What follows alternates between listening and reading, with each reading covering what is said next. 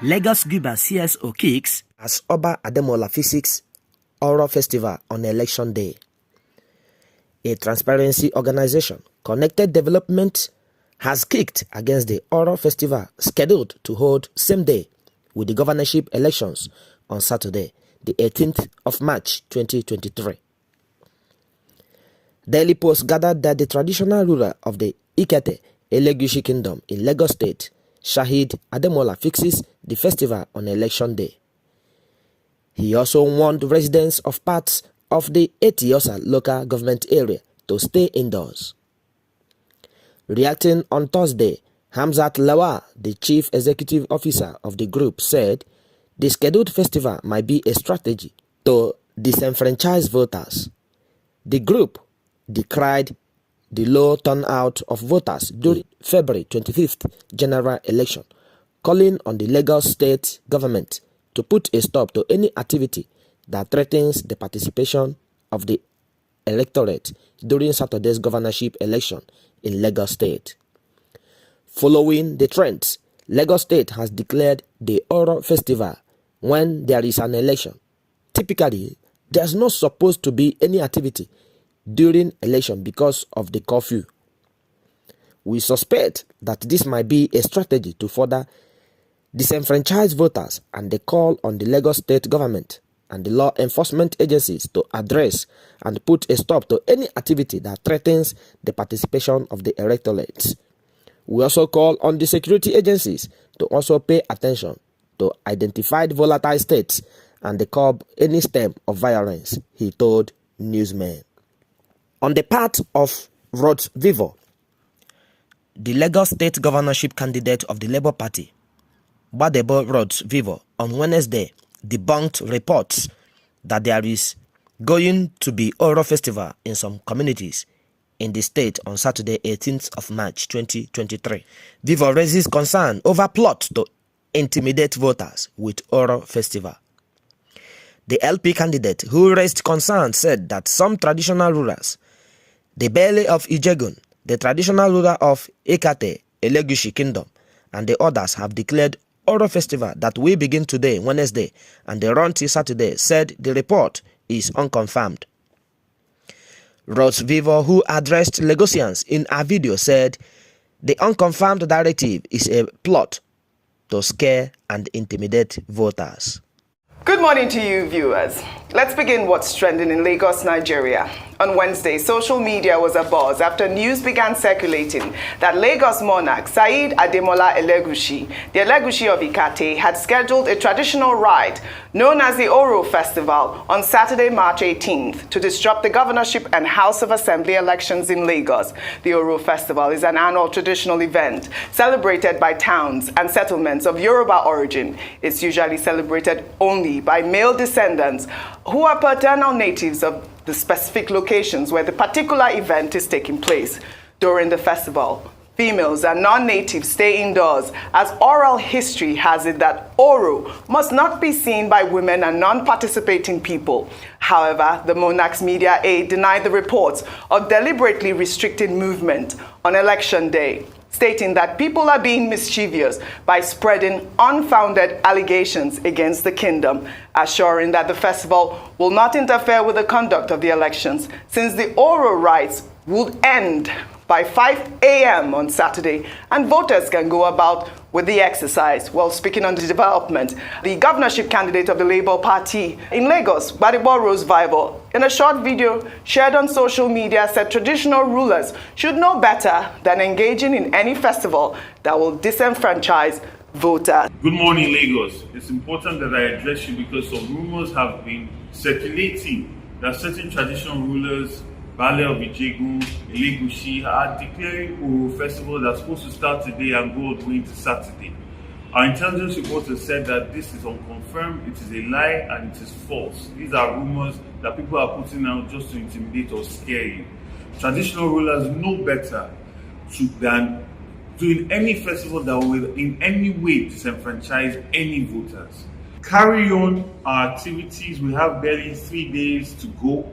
Interact, network, ensure that we get the maximum voter turnout in these local governments, and be rest assured that we are going to come out in force to ensure that we resist any form of intimidation or harassment on Saturday, and our votes are going to count because we are going to follow through and make sure it counts. Thank you. God bless you. Ayo, I'm coming to you on the story. Dr. Abati, I believe you guys had Rose Vivour on the show earlier, and I believe you even asked him a question if he was supporting the Oro Festival. I don't think he had a chance to answer that, but I did ask him again, and he says he's in no way supporting the Oro Festival. But I'm glad that they have come out to clarify that it will not affect the festival. But people don't believe that. They are even calling it what do you call it? A political oral. Dr. Bati has labeled it political oral.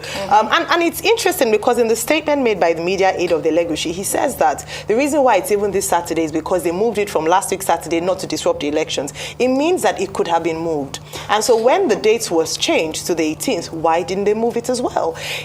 The first aspect for me in seeing this is if it's a disrespect of set down laws and rules, and even of Nigeria as a whole.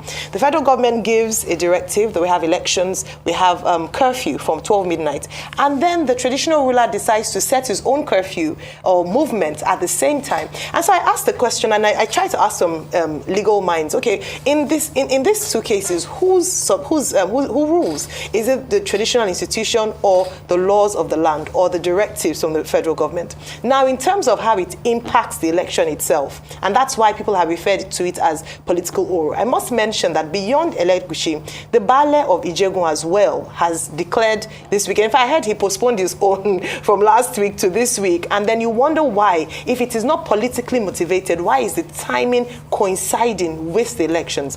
Now, why Elegushi is a hotspot is because of how volatile it was during the presidential elections. We haven't yet seen a conclusive report or perhaps action taken with regards to what happened in Elegushi. For those who might have forgotten, this was where we had thugs come to that polling unit and destroy the ballot boxes, threw away some the votes of some people who had casted their ballot. And the Elegushi made a statement that he did not know all the people that were there. He could not recognize the people. And then people from opposite the other side of the express came to that polling unit, and so INEC posted some people he couldn't have known, everyone in his environment who came to vote on that day. So his statement already was suspect. Someone had said, let's not desecrate tradition and culture in Nigeria. It's revered, we respect, and we honor it. Very soon, what we would have is that churches too will say that they want to have night vigil on the night of election. Muslims who say they want to have lectures because it's a right. We should respect people's the right to worship and religious freedom. So it's very important that we take note of this. We are making a noise about this. The Lagos State Governor, we are looking forward to what he would say in response to this, because he has to make a decision. Do not disenfranchise anyone. I wanted to address the question, what is Oro? Because to many people who are not Yorubas, who are not Nigerians, they probably don't know what Oro is. Oro is an ancient traditional ritual in Yoruba land, used to cleanse the community and used also for the purposes of justice. But it's a gender-specific festival or ritual, if you like, and it is patriarchal in nature. Women are forbidden from seeing the Oro. And the punishment for it is part of it. You know, there are stories. I'm not in a position to tell what the punishment is. You know, there are stories that people could be killed and all of that. Now, but where the problem is that traditionally, the Oro festival is held at night. But some of these our modern neighbors, they now bring out the Oro in daytime. And oftentimes this has caused problems. In 2018, there was a problem in the Pukia, just by the border, when the traditional community decided to bring out the Oro. This led to conflict with the Muslim community. At the end of the day, the matter ended up in court. And Justice Owodunu ruled at the time that Section 38 guarantees freedom of thought. You can be a traditional worshipper. But Section 41 of the 1999 Constitution guarantees freedom of movement. You cannot say people should not move about. Section 42 guarantees protection from discrimination. You can't say women cannot move about when they like. So at the end of the day, the court ruled gave an order of perpetual injunction that you cannot do your Oro festival to disturb other people. He ruled for that if you must do your Oro, it must end at 4 a.m. He ruled for that if you must do Oro, you are the traditional ruler, it must be with the appropriate approval of the state.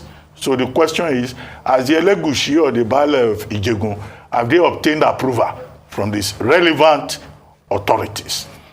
In 1999, to remember another example, in Shagamu, 68 persons were killed because of Oro festival. And what was the issue? The Hausa community said, you can't say we can't move about because you are doing Oro. It led to a clash between the Hausa non-indigenous and also the people of Shagamu, the traditional worshippers. 68 persons were killed. The next incident was in Ukurudu. So all these Elegushi and Baale of Ijegun, they should be properly advised about the antecedents in this regard. And they should both realize that if there is any problem, the laws of Nigeria do not grant traditional rulers immunity from prosecution. And that was why I was saying earlier on that the Lagos State government, through the Department of Local Government Affairs and Chieftaincy Affairs, should advise these traditional rulers that the state gave you your staff of office. You have also to ensure a proper balance between tradition and modernity. And if any problem should arise, these traditional rulers should be held responsible, because people are already saying the same Elegushi went to polling unit on February 25 and was saying he didn't want non-indigenous to come and vote within his domain. He doesn't have such authority, and it should be so properly advised. All right, well said, Dr. Abba.